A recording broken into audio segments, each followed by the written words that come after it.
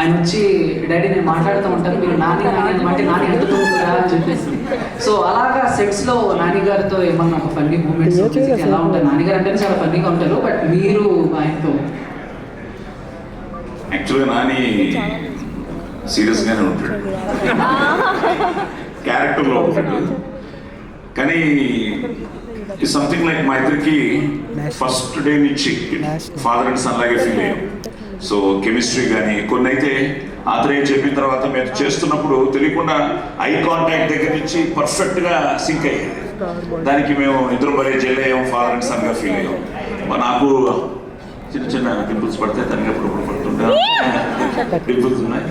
But at the same time నేను first day షూటింగ్కి వెళ్ళినప్పుడు తనకు ఒక చిన్న కంట్లో నా కూతురు కూడా దెబ్బ తగిలింది.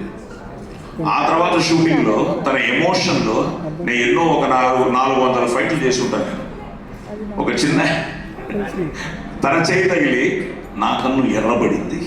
సో నేను అప్పుడు అగ్ని అయ్యాను. But it was so wonderful to work with him. బాగా చెల్లేయం.